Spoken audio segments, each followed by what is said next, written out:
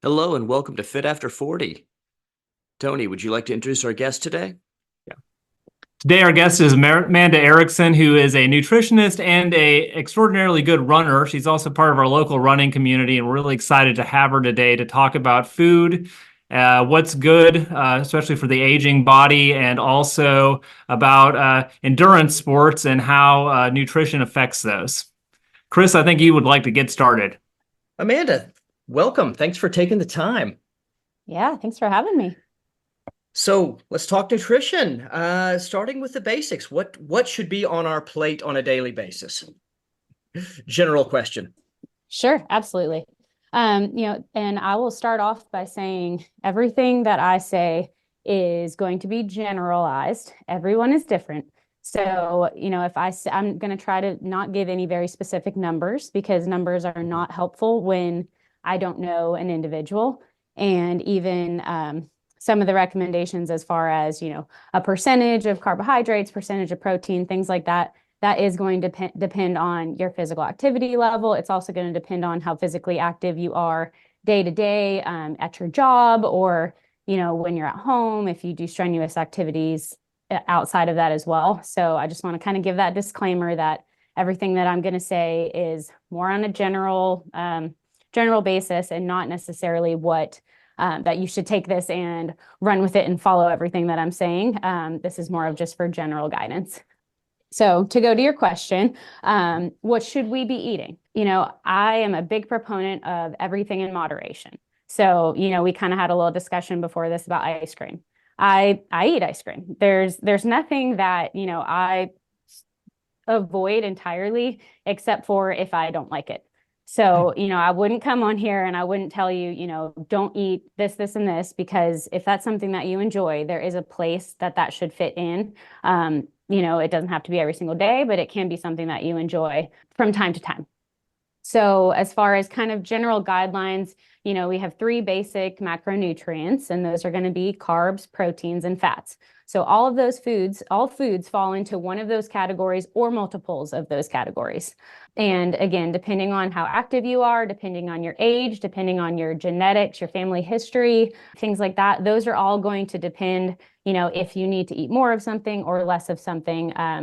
Just kind of depends on that. Since this is a podcast for fit people, specifically over 40, and others hopefully will listen to it too. I myself am not over 40, so thanks for having me. But as runners or as endurance athletes, we're going to focus more on getting more carbohydrates than the general population. Protein, so that's going to be typically, we would say for an average person, 50 to 60% of your calories are going to come from protein. The more active you are in endurance training, the higher that carb need is going to go up. For protein, we'd say somewhere around 20 to 25%, and then the rest is going to fall into that fat category. So fat's kind of one of those that just is more of a fluff. You fit that in to make your overall needs. They're higher in calories, so they obviously contribute more to how much you're going to eat for a day. But the more active you are, the higher your calorie needs are, and that's something that can help keep you full over time.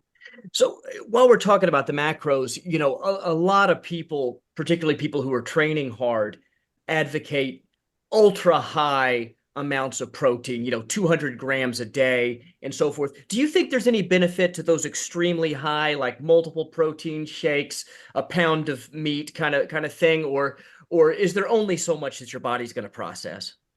Sure. So, again, that you're going to hear me say this a lot, but it depends. It depends on the person. It depends on what they're looking for. So, that kind of, to me, that brings to mind like someone who is trying to build a whole bunch of muscle. If you're working to try to build a bunch of muscle, you're going to need higher protein because what you're doing when you're lifting weights is you're tearing down, you're creating little micro tears in your muscles. And then in order to rebuild those micro tears, you're going to need, a higher protein diet to help rebuild that muscle, higher amino acids, everything to make those muscles get stronger and be ready for the next training load. If you're if you're an endurance athlete and you're doing more of these long, slow distances, yes, you absolutely still need protein to repair, the muscle tissue that you've broken down, but it wouldn't necessarily be as high amount of protein, at one period. And to kind of answer that second part of your question, there is a certain amount of protein that our body can handle, and then the rest is going to be stored as excess nutrients, so excess calories, and essentially stored as fat, just like everything else is. So if we start eating, more calories than our body is expending, then at some point we will just store that or not utilize it for, building muscle or recovery. So there is a maximum that you can uptake. And again, depends on the person what that number is. But if you're just pounding protein and forgetting those other nutrients, you're not really doing yourself any favors. Absolutely. And speaking to the other micros, you mentioned carbs. Obviously, those of us that are active, carbs are the quickest macronutrient to convert to energy, right? Mm-hmm. Can you talk a little bit about the difference between simple carbs and complex carbs and how our body uses those? Sure. And I will say my profession that I'm in right now is clinical nutrition. So a lot of what my knowledge is more on the clinical side. So I deal a lot more with disease states, but I do have my master's in sports nutrition. So I dabble in a little bit of both. But so what this brings to mind for me as far as carbohydrates go is carbohydrates are a type of nutrient. It's a molecule of essentially a sugar. So every type of carbohydrate that we eat is, formulated a little bit differently. But when our body breaks it down, so our bodies have a pancreas, which creates insulin, and insulin is what's going to take that molecule and break it down into energy. So whether that is a complex carbohydrate, so something like a whole wheat bread versus a white bread, the amount of time it might take to break down is going to be different, but it is still going to break down into a carbohydrate, a usable energy molecule, and it's still going to raise your blood sugar up. So whether you're eating one or the other, it's not necessarily that one is going to be more detrimental than the other, but there are definitely benefits. There's really benefits to both. So in an athlete, a simple carbohydrate is going to be really quick energy. Mm-hmm. So if you think, if you're out running and you take a gel, well, that gel or that, sports drink that you're drinking, that's a simple carbohydrate. That's a sugar. That's going to be really easily digestible. There's not a whole lot that needs to be broken down in that molecule. Mm-hmm. And that's what we want for that particular instance, right? So we're going to break it down. It's going to raise our blood sugar right up, and we're going to be able to use that energy right away. For something like a complex carbohydrate, so say, that like Ezekiel bread or that, whole grain bread with the little seeds and sprouts in it, like that's a wonderful option for a carbohydrate. It's still going to raise our blood sugar up, but I would not want to be eating Ezekiel bread on a run because, there's fiber in it, which again, fiber is great. Fiber is going to help with our gut health. It's going to help with our fullness. There's a bunch of nutrients in that as well, but it's not going to be what we need for that particular time. But again, if you're thinking disease state-wide or disease state-wise, or just specifically for, how our body processes those foods, it's still going to raise our blood sugar up. A gram of carbohydrates that comes from white bread versus, Ezekiel bread or any other kind of bread, it's still going to raise our blood sugar up the same amount with those grams of carbohydrates. So the way that our blood sugar goes back down will change depending on what that food is and what we combine it with. So if you take a piece of white bread and you add, some kind of protein to it, so you add a slice of turkey or something like that, that's going to combine together in your stomach, and it's going to take a little longer for your blood sugar to dip back down. Same thing with if you were to have, a higher higher protein type of bread, or protein with that other kind of bread and fiber combined, it's going to take longer for your blood sugar to go back down. So it's not necessarily that one or the other does anything different as far as the carbohydrate goes, but as far as, having your blood sugar go up and down, you do want to make sure that you're, eating different kinds of carbohydrates throughout the day to, depending on what you're trying to do, essentially. What is the appropriate time and place for simple carbs? Because spiking your blood sugar and then having it drop can cause metabolic damage, correct? Or is that a bad way to say it? As far as metabolic damage, if your pancreas works, I wouldn't necessarily be concerned with doing damage as far as to your metabolism if you are eating well-rounded meals at most times throughout the day. If you have a history of diabetes or a family history of diabetes, or you've noticed when you go to your primary care doctor that your A1C is high, that may mean that your body is not able to regulate your blood sugar the way that it should. But as far as full disclosure, on the way here, I needed a snack and I didn't have anything else, so I ate a Rice Krispie treat from my son that was in my purse. And I'm not worried about having a huge crash from that or anything, because, I know my body can handle that because I don't have a history of diabetes or, any type of concerns like that. Do I think you should do that all the time? No, because, then you're not feeling full. You're going to have a high spike in your blood sugar and then you're going to have a crash. And then that crash, eventually over time leads to, it could cause issues with your metabolism that your body doesn't know when you're going to eat next or when to expect, that next burst of sugar. So it could potentially, in the long term, if you're not eating well-rounded meals, be of concern. But as far as, if you wake up and the only thing you have is a simple carbohydrate and then you go for a run, I'd much rather you have some kind of carbohydrate than nothing. Okay. While we're talking about Rice Krispie treats, that does kind of lead into some questions I have about processed foods. Of course, most food we eat has gone through some kind of processing, even if it's cooking, chopping, whatever. But we do hear a lot about the evils of ultra processed food. What's the difference here? What makes these ultra processed foods worse for us than foods that are more natural whole foods? Sure.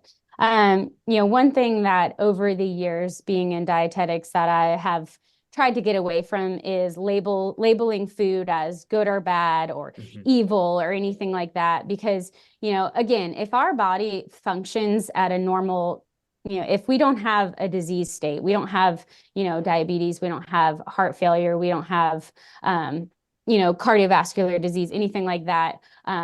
We have a healthy functioning liver. Our livers, our stomachs, all of that, we have, our bodies have a wonderful way of detoxifying themselves. Everybody talks about doing detoxes, things like that. And that drives me crazy because I'm like, your body does that. That's the whole point, So there's really not anything that I would say is like a terrible food that you should never eat. There are definitely things that, let's really try to stick away from, this type of thing versus another.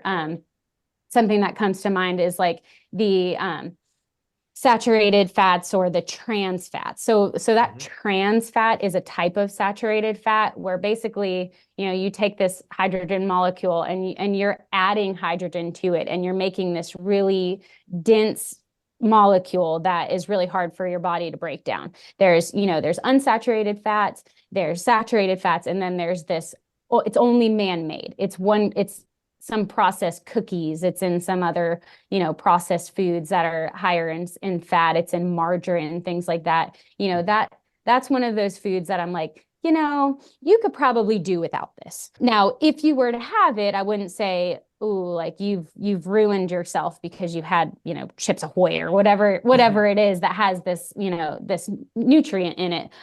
But it would be something that is not incredibly great because of the reason that your body has a hard time breaking it down. So that would be one that I would say is an ultra processed, nutrient that is really, really we could do without. Again, Sure. if you have it every now and again, I don't think it's going to cause long-term harm.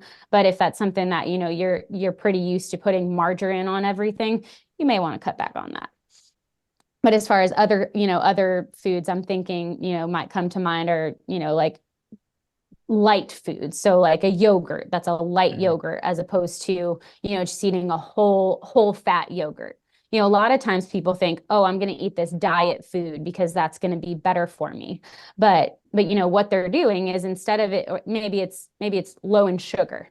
Well, if we're taking away the sugar, in order to make it taste good, we're adding something else back in. So if it's low sugar, it's probably either higher in fat or higher in sodium or higher in, something else. So, a lot of times it would be best just to eat the food that you actually want instead of like the light version of it, because a lot of times you're actually not doing yourself any favors unless you're particularly trying to take out a specific nutrient. So these are things we should at least limit, if not eliminate entirely. What should we be eating more of? What do you see that people don't get enough of?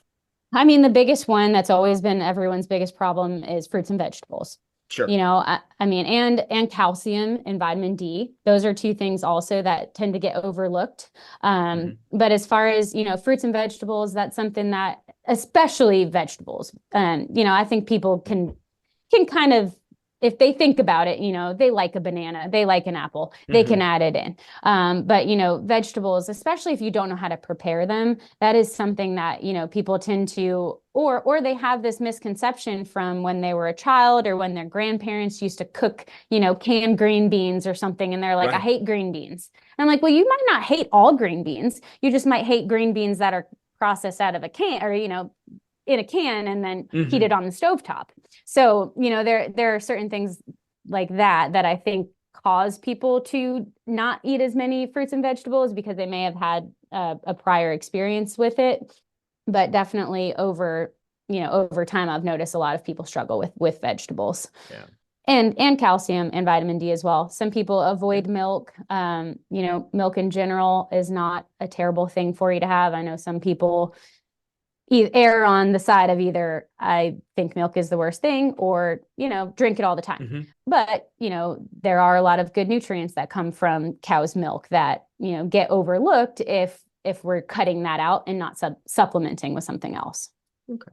For someone who does eat a plant-based diet, we've had a lot of conversations about going vegan for January and so forth. So you mentioned calcium. What nutrients would be hard to get from a strictly plant-based diet? What should we be supplementing?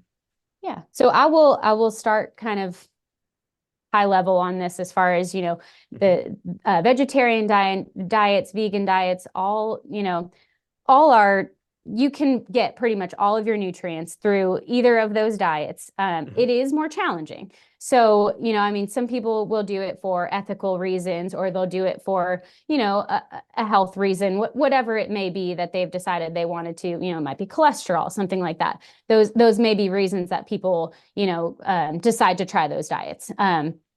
Now, it does take a lot more planning to be on a vegetarian or a vegan diet, because you have to make sure that you are still getting everything that you need. You're not going to eat meat. So, meat is a really readily available source of protein. So if you're not going to eat meat, you have to pay attention to what other foods there are that you may, be able to get that protein from. And, a lot of times, a lot of those foods also, have carbohydrates in them. Beans, different kinds of grains, all are carbohydrate foods too. Legumes. Which would, well, I'll get to that later. But but yeah, so so some concerns as far as someone who is vegetarian or vegan would definitely be, making sure you get enough protein. And I would say most vegetarians and vegans know that that's the thing that they're going to be low on. So they do pay attention, and they do focus on those foods. But it is, it is a lot harder when you've got to focus on, okay, where am I going to get my protein? Because you're not just slapping a 3-ounce portion of, whatever kind of meat it is. But as far as for vegetarians, it's a little bit easier, because they can eat cheese, they can eat eggs. There's several ways to get protein in from, other whole foods that are still from animals. And so with that, I would be more concerned as far as just protein, and then potentially, B12 is going to be one of your biggest concerns specifically for a vegan, because B12 is only comes from animal products. So, pretty much all vegans should be supplementing with the B12. But again, I would recommend that you go and get lab work done. It would be ideal if you could get lab work done before you change your diet or your lifestyle, and then again a few months afterwards, so you can see if you are deficient in anything. So I would never say, oh, well, now you're a vegetarian or now you're a vegan, start doing this, like start supplementing with this. I would like to see, your lab values first, and make sure that, maybe before you were taking vitamin D and your vitamin D is super high and you may not need to take vitamin D. So it would definitely be something where I would want to see, where you were at before just kind of blanket supplementing with anything. But that is, that would be a few of the concerns I would have. Calcium, again, another one, specifically more so on the vegan side. You get calcium from milk and cheese and dairy products. So if you're cutting out all of that, that would be another concern I would have. Just kind of a couple things off the top of my head. What's a good plant-based source of calcium? Great question.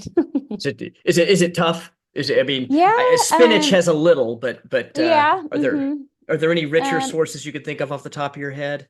I'm thinking leafy greens is a good one. Golly, good question. Yeah, that's okay. We can come back to it. I've had it. Yeah, we can come back to it. Good. That's okay. I also wanted to ask you about inflammation. A lot of people who do experience some types of inflammation have had dietary solutions. There are foods that ostensibly help reduce inflammation or can spike it. Do you have any specific suggestions on that? If we are dealing with some type of inflammation, what we might try to change our diet to reduce that or address that? Sure. So, first and foremost, I would want to know what the inflammation is from. So, we can't really just blanket statement inflammation as a thing. I think we like to do that. That's one of the things that people like to say is like, I struggle with inflammation. Well, do you have inflammation because you have arthritis, or are you maybe inflamed because you eat too much sodium, so you feel like you're inflamed when actually you're just retaining more fluid? Do you have an injury, or do you have an allergy, like a food allergy? Some people may have, we'll go back to dairy again. I don't mean to pick on dairy, but, someone who might have a lactose intolerance. And if they're drinking milk, they may be inflamed from drinking milk because they're allergic to it. Same thing with someone who has celiac disease. If they didn't know and they're eating, a wheat product, then yeah, they may be inflamed from that. Or it could just be from, overtraining or general, things like that can cause that kind of inflammation. But, as far as foods that are pro-inflammatory, omega-6s, which are a type of fat. So you hear omega-3s a lot. Omega-6 is kind of the opposite one of that. It's still a fat molecule. It's just, not to get too technical, but a different type of fat molecule. So omega-3s tend to be more on the anti-inflammatory side. So that's things like, salmon, olive oil, things like that. And then as far as on the omega-6 side, actually some of the other oils like sunflower oil, trying to think about what else. Yeah. It is delicious, but it is full of the not good fat, isn't it? Sure. Yeah. And then another marker of inflammation is something called free radicals. And that is something that, can come from, drinking too much alcohol or overtraining or, exposure to tobacco, things like that can cause that kind of, inflammation. What that is it's these molecules that break down, and they're these little, atoms, they're little charged molecules that float around in your body that if you don't have something to connect to them, they can cause damage. They can cause damage, internally. So antioxidants are going to be what combine with those free radicals and neutralize them. So the free radicals by themselves, can be damaging. But if you have antioxidants, so things like berries and, certain nuts, things like that, vegetables, that's going to help combine with those free radicals and help decrease that, that potential, for inflammation or damage to your organs, essentially. Thank you. Yeah. So something else I wanted to ask you specifically, you said, working more vegetables into our diet. I think everyone knows that they need to do that. And, I think that, for example, Brussels sprouts have had a PR problem because nobody's mom in the 80s knew how to cook them.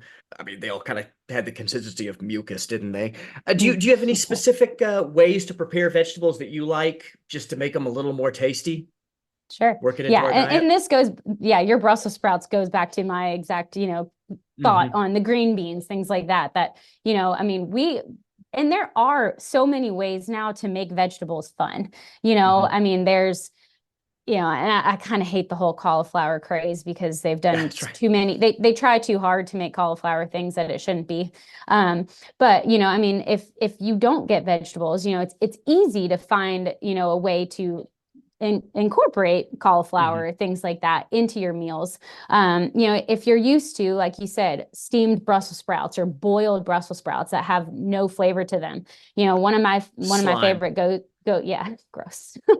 Yeah. One of my favorite things to do is take Brussels sprouts and, slice them thin and then throw some olive oil, a little bit of balsamic vinegar, a little bit of Parmesan cheese if you're not vegan. Oh, yeah. So if, something like that, a little bit of salt, a little bit of pepper, and then roast them in the oven or put them in the air fryer. I mean, the air fryer is like the easiest way to, easily not add any, an incredible amount of fat, but also add an incredible amount of texture and flavor to those vegetables. So, I mean, you could do a single vegetable together, or you could do a medley. You can do Brussels sprouts with carrots and potatoes, and then, make a sheet pan meal out of that. Super easy, but, I mean, just add some spices, throw it in the oven, throw it in the air fryer, and, easy 25 minutes at most from, start to finish gives you a meal that, is not that boring, thing, as well as, salads. Salads, people think like iceberg lettuce, a few carrots, and some tomatoes, and that's a salad.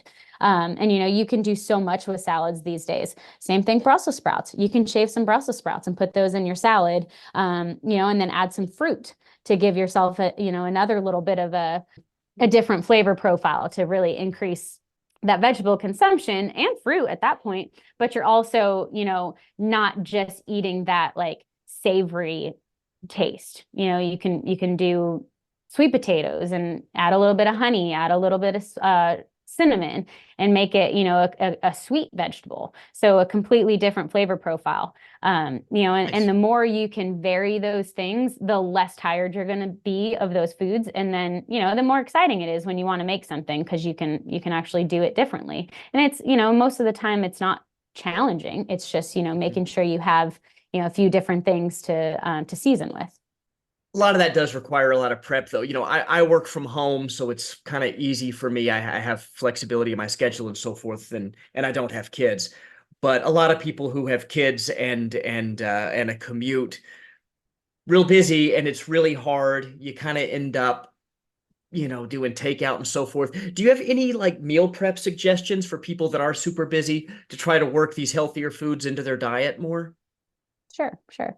Yeah. And I will say I'm not a meal prepper. I just don't feel like I want to spend my weekends doing that. A lot of times what I'll do is I'll go to, Kroger or Publix, and I'll get the pre-made mixes of vegetables. So, there's like a teriyaki stir fry one. It's really easy. It's already all the vegetables combined. All you have to do is open the package, throw it in the wok or a pan, and then, add the seasoning packet or the sauce packet, and you're done. No, it's not a 30-second deal, but it's still pretty quick. like frozen meals, people may knock those, but if you're going to get takeout, you're essentially doing the same thing. Right. Just, cooking at home versus having to drive somewhere to get it. So, the more you can plan ahead, whether it doesn't have to be meal prepping per se, but even just planning out, hey, Monday, Tuesday, Wednesday, Thursday, here's the foods that I'm going to make sure I have in the fridge. And, you may, when you're cooking dinner on Monday, also cut up your vegetables for Tuesday, or, Sure. or know that on Friday you're going to have pizza. So you get, 4 days worth of meals in your fridge over the weekend. And then, just kind of go from there. I'm not against frozen meals. I'm not against those pre-made things. I think as long as it helps you get those nutrients in, any way you can. If that's a package of frozen vegetables that you throw in the microwave, well, you're still eating vegetables, Sure. so it doesn't have to be you cut it up yourself. Like, the convenience factor is huge. So I keep frozen vegetables in my freezer at all times. I keep, Okay. I keep several different kinds of just like, easy, already pre-cooked things that if we don't have time, that I'm not having to go out to eat. And, the food that you get at a restaurant may be the same as the food that you get from your freezer. It actually may be exactly the same. So, I mean, just because it's not maybe touted as the most healthy option, it's still going to be a well-balanced meal. So, I would definitely keep those things in there.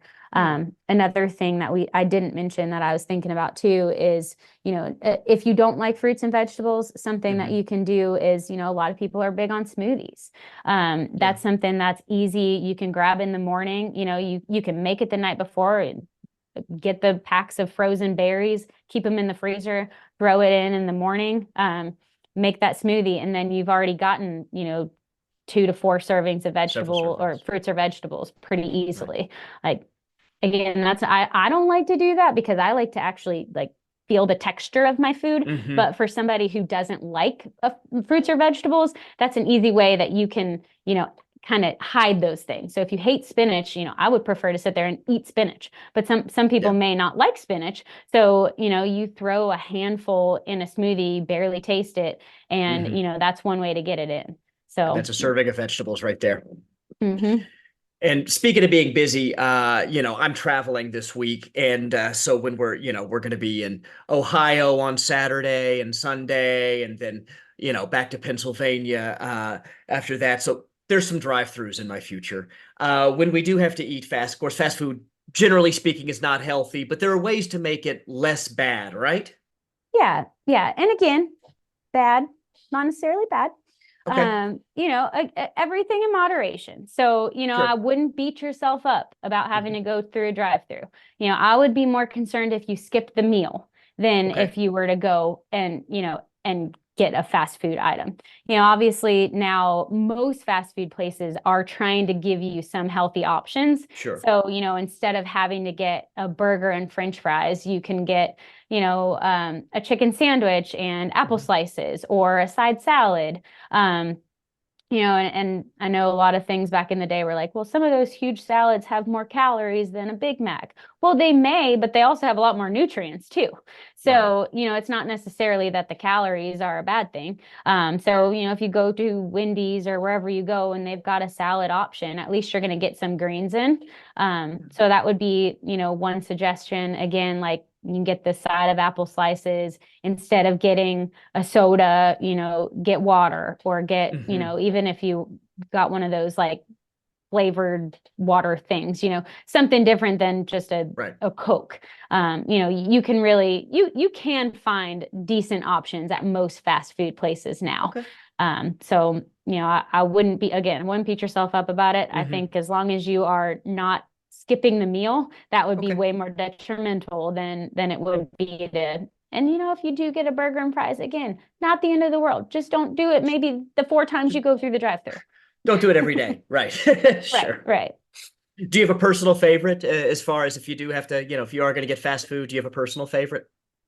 I'm so weird about fast food. And again, no foods are bad, but I just really am not a huge fast food person. I don't know why. Okay. But I have recently come to like Chick-fil-A.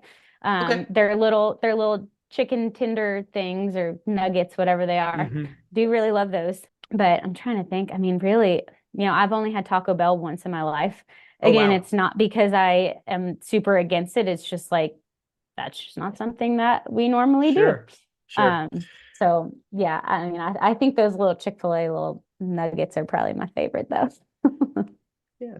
So you did mention that, it's not helpful to think of foods as being objectively good or objectively bad. What other kind of myths around nutrition do you hear a lot that kind of frustrate you that maybe it's a mischaracterization or misunderstanding? What nutritional myths should we be dispelling?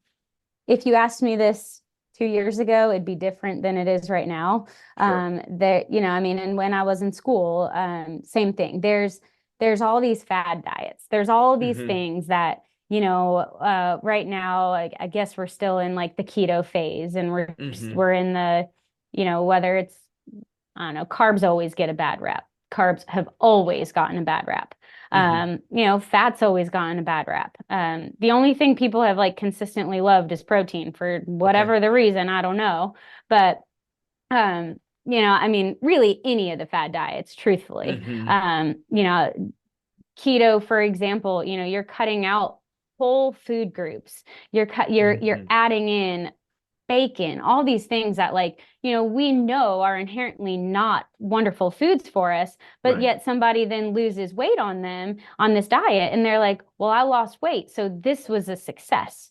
And I'm like, yeah, but did you get your cholesterol levels checked? Like, are you Hmm. actually healthier, or do you just have less body mass? Like, that's not Right. necessarily, that doesn't mean that you are better, in Right. better shape, or anything, Right. anything of significance. It's just a number. And sure, Right. maybe you lost the weight and then your diabetes got better because of the weight loss. That still doesn't mean that you're a healthier person.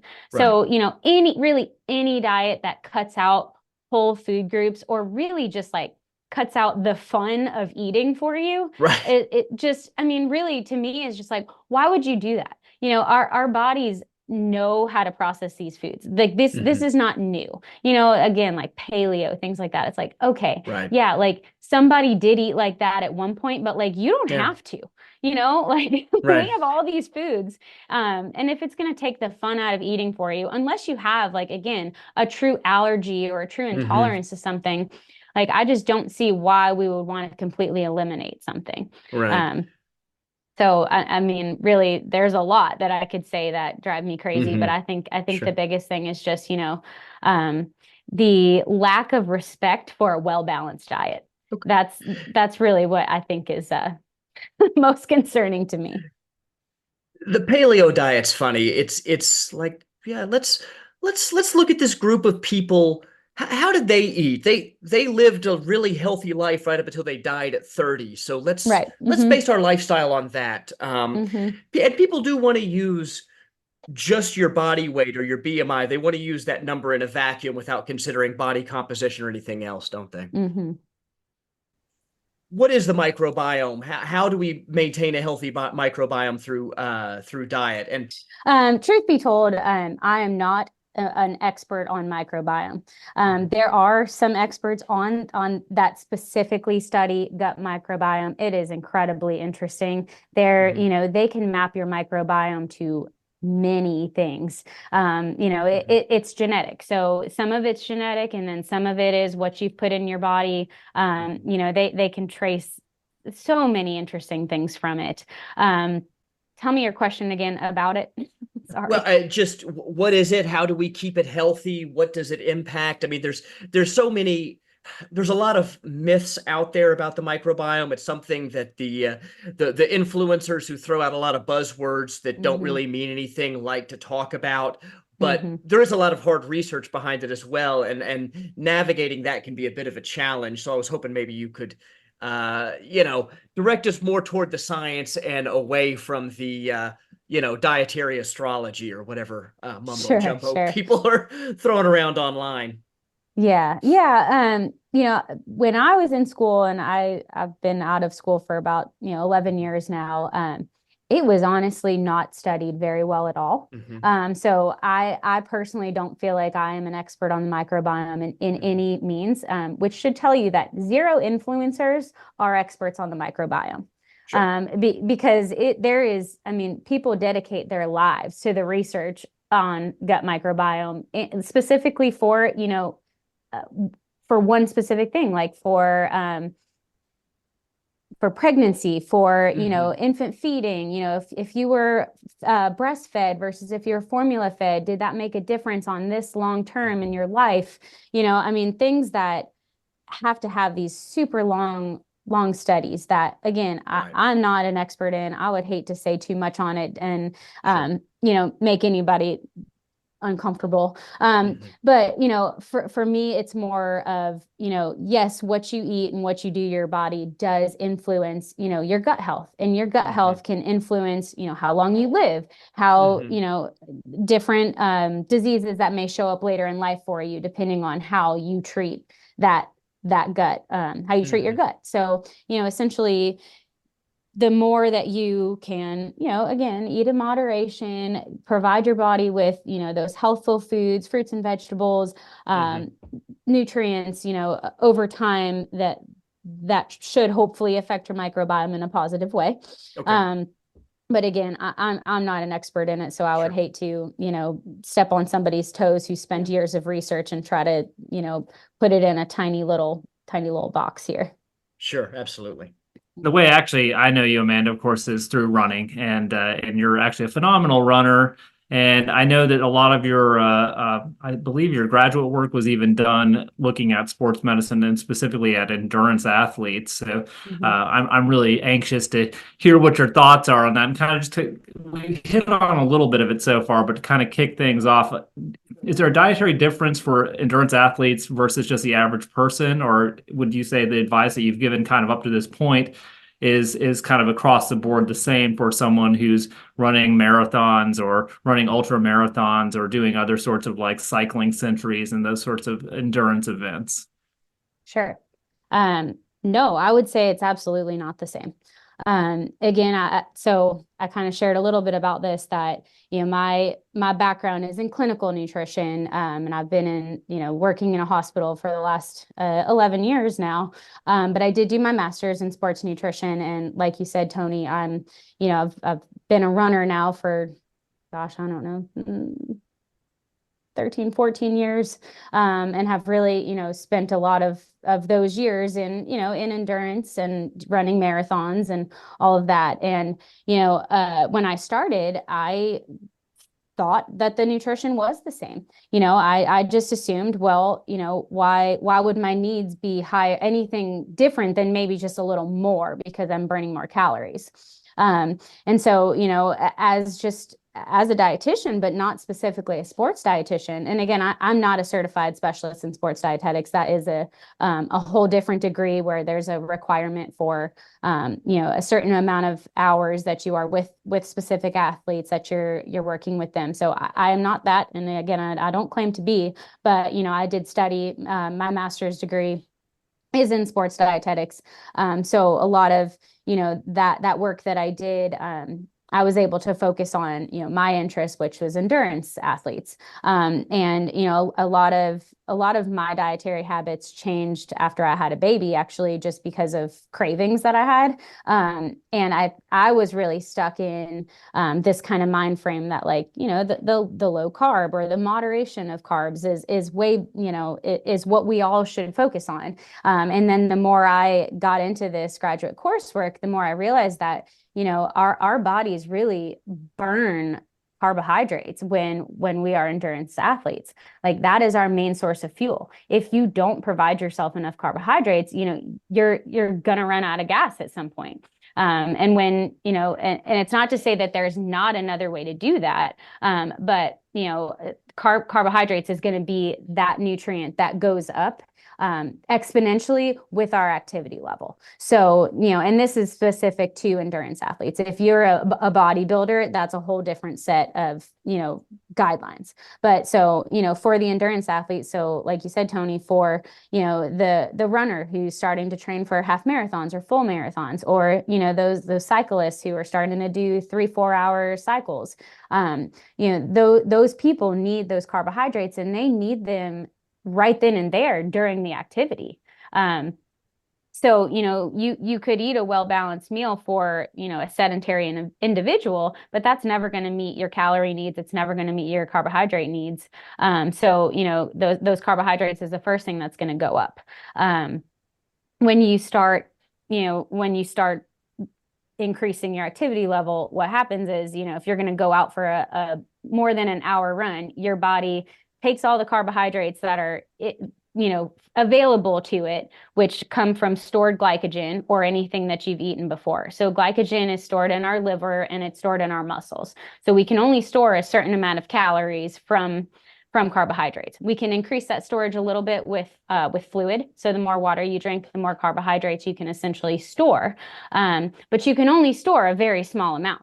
I don't know that, I can't think of the specific number off the top of my head, but it's no more than 500 to 1,000 calories, something along those lines. So as soon as you deplete those glycogen stores, then you're left to either, eat those carbohydrates or then switch to fat burning.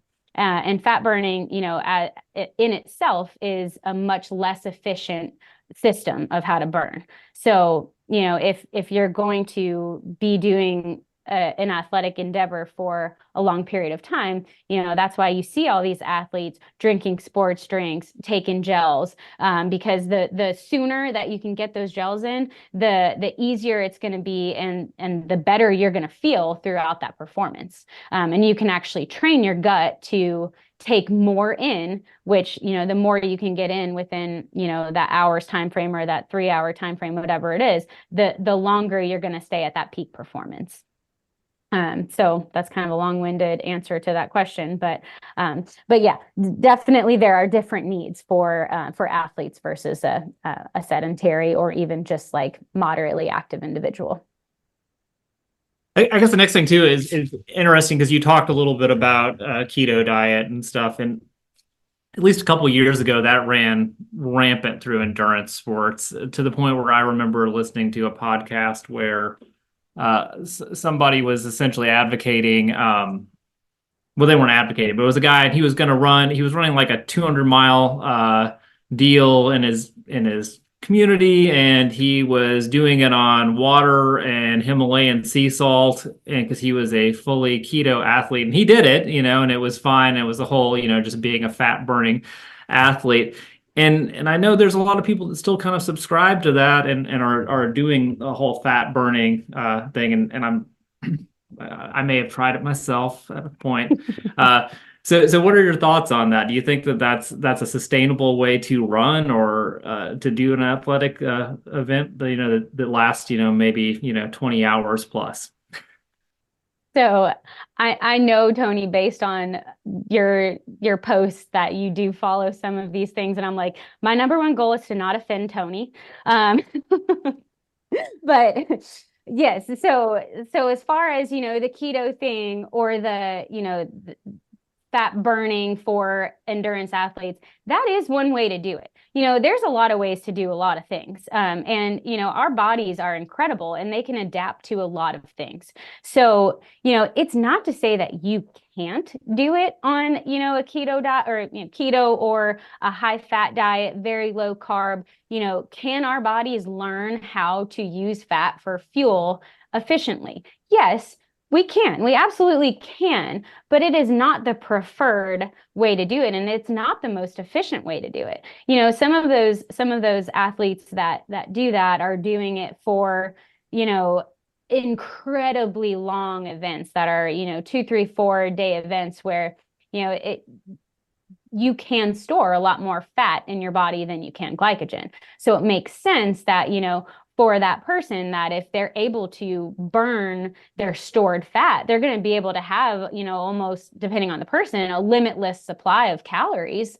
And you can absolutely do that. But, it's a lot harder. And, in order to get into that place where you're burning that fat, you essentially have to train your body to be in ketosis for a long time. And, ketosis is essentially a starvation mode.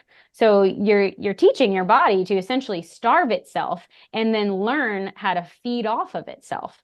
So, can you do that, and can you adapt? Yeah, of course, because, we're able to adapt. We're incredible, humans are incredible in that they can do that. But, is that the best and easiest way to do it? No. I mean, eating carbohydrates is going to be the easiest way to do it, because you can easily, train your body to take in the carbohydrates. And again, energy comes from both, but the energy that you can get from a carbohydrate versus a protein, when you break down carbohydrate, you get like many molecules of energy. And when you break down fat, you get 2. So again, I can't even remember the numbers, and I hate that I'm embarrassed that I don't, but it's like 21 ATP for the Krebs cycle. And then when you're breaking down fat, you get 2 molecules. So it's so much less efficient that, it's almost like, I don't want to say it's laughable, because it's not, because people do it and it works for them. But it's also like, you do realize that there's this like way easier option. And if there's no other reason than the fact that you just want to say you can do it this way, why are you going to make it that much more complicated? I mean, it's kind of like the meal prep thing. Why are you going to make it more complicated than it has to be? So yes, you can, but it's not, again, it takes a lot of planning. It takes a lot of, commitment to those things, whereas, if the other way is you can pretty much enjoy all of the foods and, and hopefully have the same outcome. Again, maybe on some of those incredibly long events, multiple days, there may be some other benefit. And yes, there are books about that, but there are also, there's many and more research on, how carbohydrates are going to be more beneficial for, that energy source. And don't worry about offending me. I kind of just experiment with all kinds of dumb things, because, we're here on Earth to try the new things, and I try all kinds of stuff. It's the reason I run endurance events. I just like, can I do it? So don't offend. You won't offend me at all if you say, "Well, Tony, what you were doing there is stupid." I'll take it. So the other thing I guess I would get to is how do you, as an athlete, prepare for races as far as dietary, or really hard training efforts? Is there do you put a lot more thought into your diet as you go into a really intense day?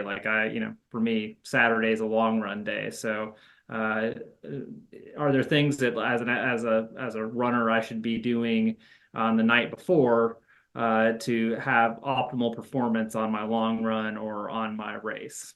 I probably will make some people mad by saying I am not a huge planner as far as, what I'm going to eat before or whatever, as far as for training. I really try to listen to my body.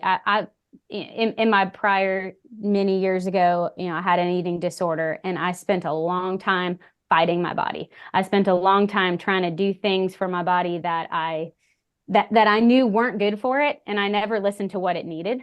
So I've spent the last, many years trying to truly be in tune with, am I hungry? I don't care that it's 10 o'clock. If I'm hungry, I'm going to eat. So, if I really feel like when we are doing these, when we're endurance athletes and we're burning so many calories, our bodies have a way of telling us what we need. If we listen to them. So, a lot of, things that are out there are, oh, don't eat after 6 p.m. or, oh, fast for this many hours. But to me, we're fighting our bodies.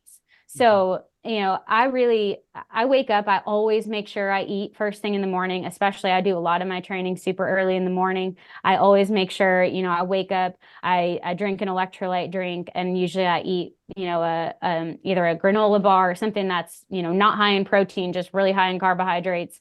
Or I eat some graham crackers or a piece of toast if I have time, or sometimes just a piece of bread because I don't want to make toast.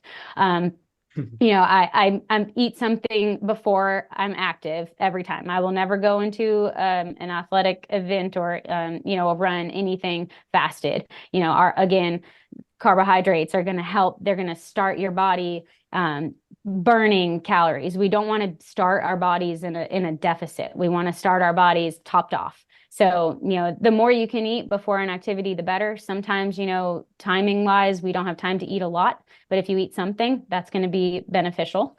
For bigger training efforts, I hate to do big workouts early in the morning because I do like to have more calories in me before doing hard training. So I will focus on, if I can, I'll try to do a workout in the afternoon or at least mid-morning. So I've got, time to eat, some carbohydrates, some protein, so I'm not starving throughout that workout. Same thing for a long run. If I know I've got a long run on, I'm definitely going to eat more for breakfast, because if not, I'll get 1.5 hours into my run and I'm like, I'm starving. So, I will pay attention to those things. Also, throughout the months of training, if I have a higher volume week, I'm going to be hungrier. Again, I don't specifically go, oh, I ran 15 more miles this week, I'm going to eat, one extra snack a day. I just know at 10 o'clock, I'm hungry. Whereas if I'm not training as much, I'm not hungry at 10 o'clock. So I may not eat that snack, or I may eat less. But I wouldn't say I specifically sit down and go, okay, today I burned this many calories training. I definitely don't. It's more of just hey, I'm hungry. And I know that having a balance of carbohydrates and protein and some fat mixed in there is going to make me feel full. It's going to help speed up my recovery and allow me to train more in the future. And I also think that goes to say too, when I have a down week, or if I'm recovering from a race or something like that, the few days after a race, I'm starving, I'm going to eat because I know I'm still recovering. But then, after 4 or 5 days, I'm not as hungry. So naturally, I'm just not eating as much. And it's not because I'm going, oh, I'm training less. I'm not as hungry because I'm not training as much. So, I'm more so am trying to, I personally try to listen to my body and, scale up when I need to scale up and scale down when I need to scale down, based on training. But I'm also not specifically saying, oh, I didn't run today, I shouldn't be hungry, and I am. If I didn't run today and I'm hungry, it's because I need food. That's just, I think a good, not to say that everybody has that intuition, but if you listen to it, a lot of times it's there. And we've just tried to shut it off for so long. And kind of going back to just finish, on the question on my training, I will definitely scale up carbohydrates significantly the few days before a marathon. I've never done anything longer than a marathon, so I can't speak to those crazy people like y'all. But I will purposefully make myself a little bit sick of carbohydrates for the 3 or 4 days before a marathon. I know I've done the formal calculator where I've done the full carb load, 400 and something grams of carbohydrates a day for the 3 days leading up to the race. That is a little too much for what I've trained my body for. Now, it's not to say that calculator doesn't necessarily work, but the way that I eat on a normal basis, that didn't make me feel as good as, really just decreasing the amounts of those higher fiber, higher fiber, more vegetables, things like that. I decrease that. I increase the more simple carbohydrates. I'll eat more white bread. I'll eat more bagels. And I'll even, maybe eat a little less protein too, because you're not essentially using that as much as you are the carbohydrates. And then after the race, I just do whatever my body feels like it wants to eat. So I will try to get in some carbohydrate and protein within the hour after a big race or a big run. And then after that, I just make sure I'm eating, decently well-balanced meals the rest of the time. I guess you talked a little bit about it, but when we talk about also during a race, in 26 miles, I mean, I don't know, as fast as you run, you probably don't have time to eat, but at my speeds, on like a 50K or something like that, there's plenty of time to snack in between. A lot of times I have trouble doing it, but in this whole world of like, the types of foods that are offered to athletes and all these gels and bars and different powders and so on versus just the runners that just go out with a bag of Skittles. I mean, sometimes I do that. Do you see any advantage to these like supposedly highly engineered sports nutrition sources versus a Snickers and a bag of Skittles? Yeah. So no matter how fast you're going, you still need carbohydrates. If you're, depending on the length of your run, anything between an hour to an hour and a half plus, that's going to be when you do need to eat. Carbohydrates is going to be your main thing, typically for events. I don't know specifically, but probably 4 to 5 hours or less. You're really only going to be able to utilize those carbohydrates. When you get into those longer, half day, full day events, you're going to need more than just carbohydrates. Also, for nothing else other than what we call flavor fatigue, which would be eating the same thing multiple times for many hours. You're going to get tired of eating that same thing. So you'll see a lot of things on 100 milers, they're eating burritos or drinking Coke or whatever. The slower you're going, the easier it is for your body to digest multiple different kinds of foods.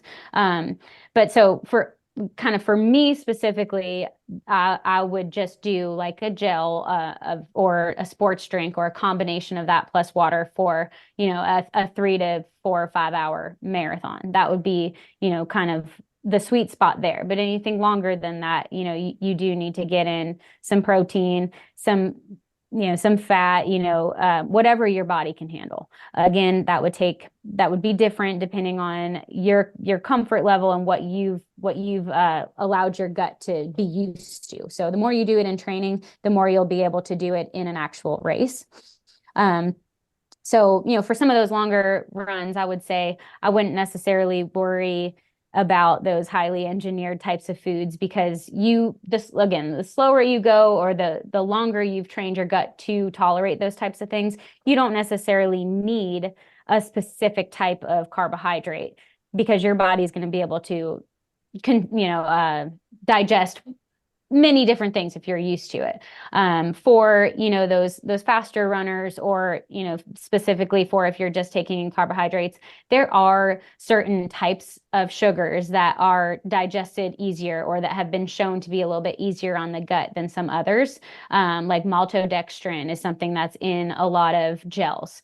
It's just a different kind of simple sugar. So there's a few gels that do like glucose, and then there's a few that have even like fructose, or I want to say there's one that has like lactose. I can't remember what it is, or galactose, which is a form of a milk. It's the sugar from milk.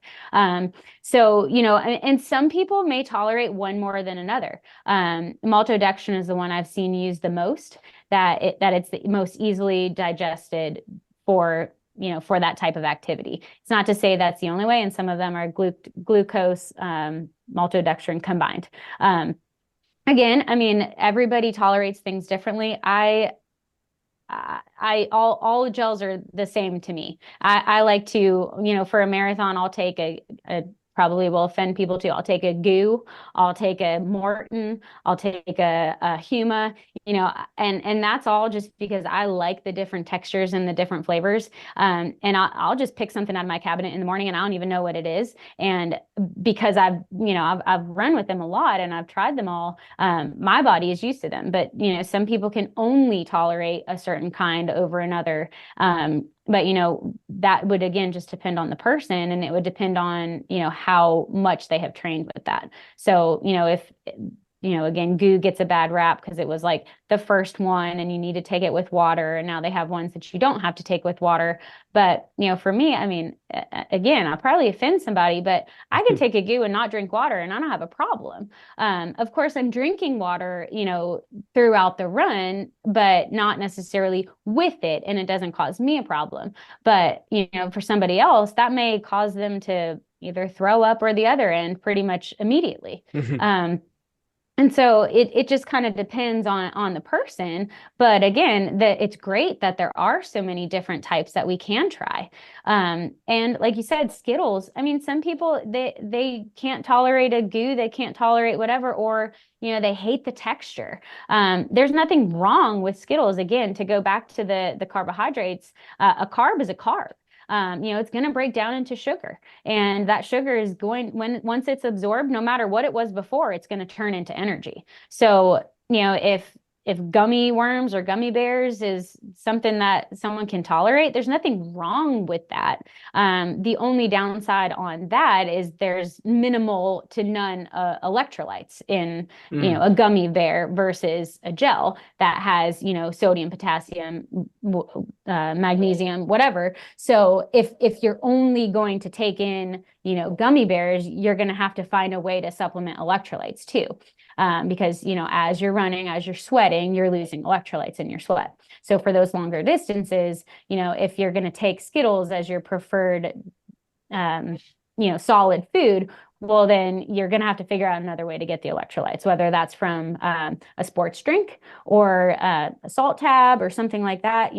Those are other options. But, just taking those gummy bears by themselves, yes, it's going to give you the carbohydrate, but it's not going to be as as complete as some of those, specific for endurance athletes.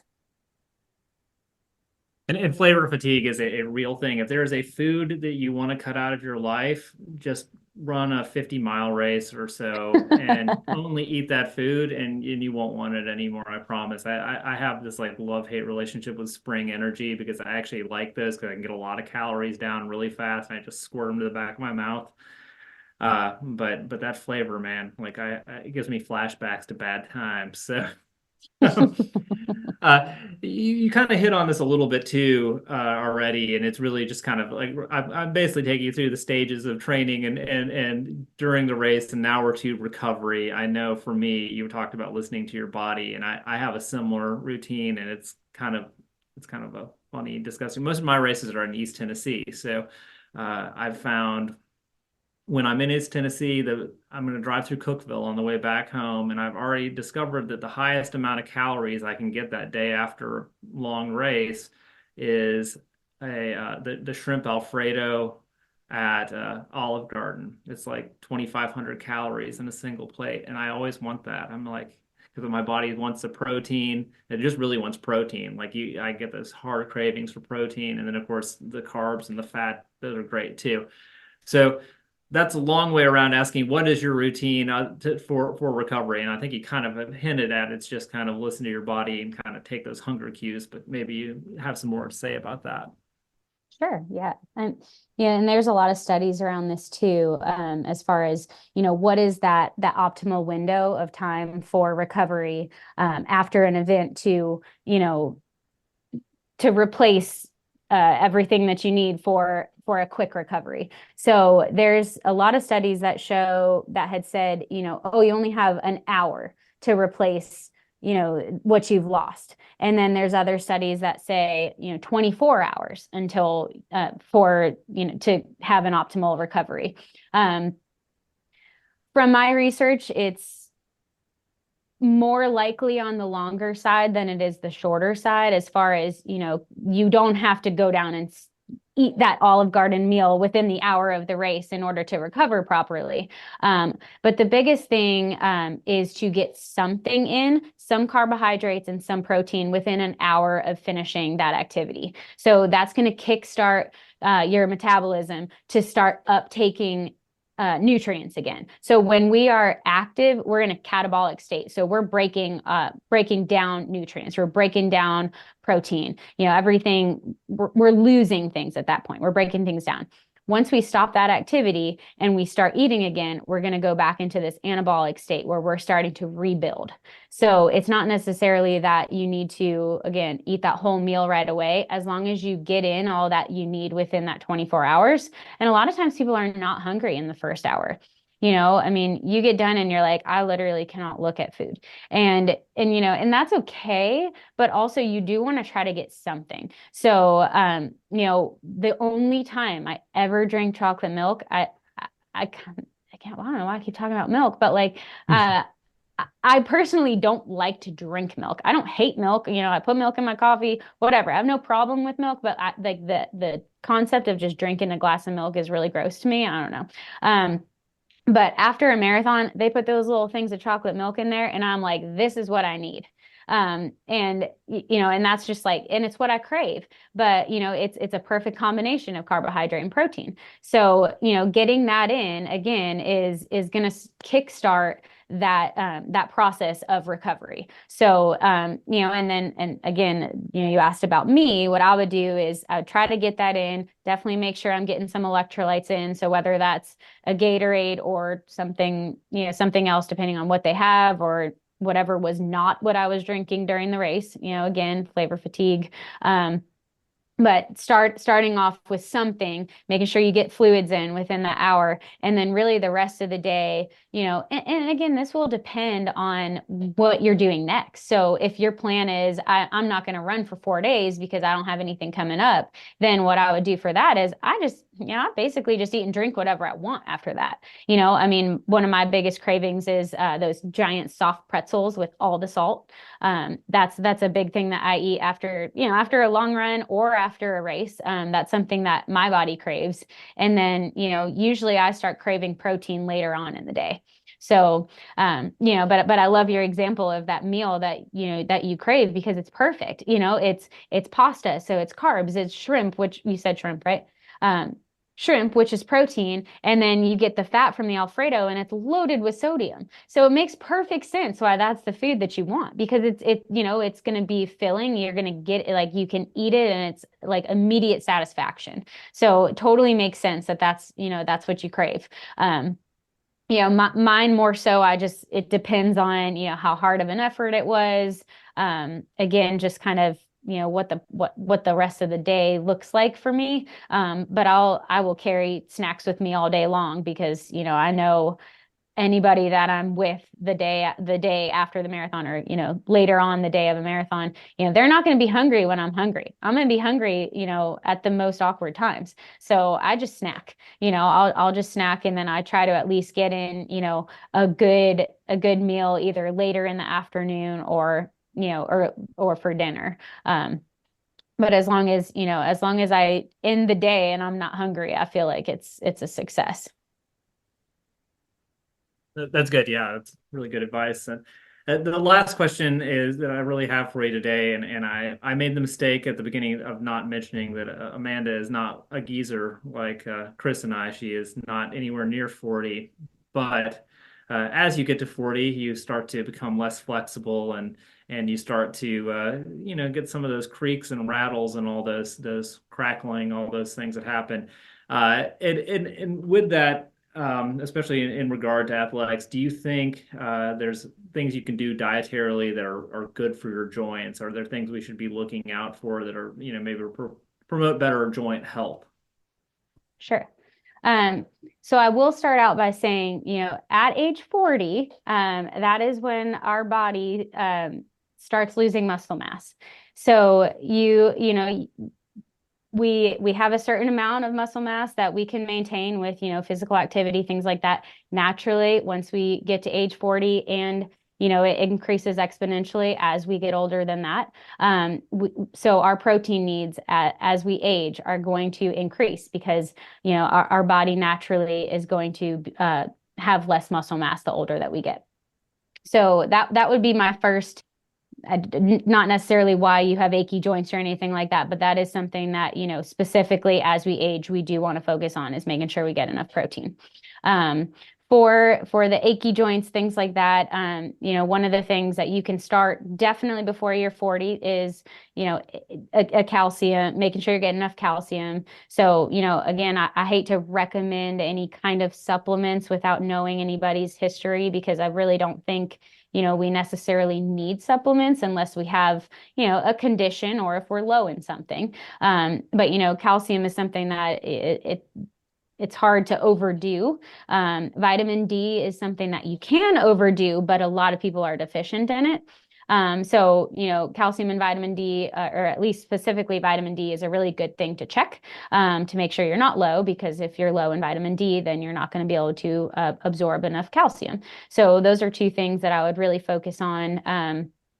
Another thing that you can, consider, maybe again a multivitamin, but you not necessarily, again, just depending on how well balanced your diet is. And again, I hate to recommend supplements, but something that I've has gotten a lot of hype lately that I like the research that I'm seeing on is collagen. Some studies that are out recently show that, for people that have, achy joints and, some issues with elasticity, taking collagen can actually improve some of that joint mobility and that, that inflammation and that pain. So, if you are having a particular issue that, is not improving with, your overall diet, you can't see any glaring deficiencies, anything like that, you may consider, taking something like a collagen supplement. And, you do want to make sure you're not just taking any. You want to make sure that you're taking something that has been researched and that is approved. Some supplements out there can be questionable. They put something on the market, they're going to say this is great for your joints, but really it's, got like an NSAID in it or something like that. So really you're just taking essentially Tylenol, or ibuprofen, whatever it is. So, really doing your research. If you are going to take a supplement, there's a few different websites you can look at. Bottles will have like NSF or informed choice. Anything that's third party tested is going to be safer. So if you are, because it's been tested, they test for to make sure that it has what it says it has in it, and it also doesn't have anything that it doesn't say it has in it. So that's more important specifically for like an elite athlete that may be drug tested or something like that. But also, it also would be helpful to know you're not like putting excess lead in your body or something like that. So, looking for those supplements that are tested, as opposed to just a supplement that, you buy on sale at Walmart. That's going to be helpful if you do choose to supplement. Again, I don't think everybody needs to supplement just for the sake of taking supplements. That's again something that kind of goes around like, oh, I need to take this packet of 45 different vitamins, or, I need to drink this green supplement or whatever it is. I don't necessarily think that you need to do that unless you have, unless you're truly missing something. But if you are missing something, it's a great way to, to add that in. So that'd be kind of my supplement spiel. Well, thanks so much for coming out here and talking with us today. It's a podcast, so people can't see this, but I had a pen in my hand the whole time and a notebook. I was taking notes this whole time, so hopefully I can read what I wrote and I'll remember it. But at least it's a podcast I can go back and listen to. But I really appreciate you coming out to talk to everybody today, and hopefully in the future we maybe can even have you back again with some more questions. This was really, really informative and great. Thanks. Yeah, Awesome. thanks for taking the you're time. welcome. Absolutely.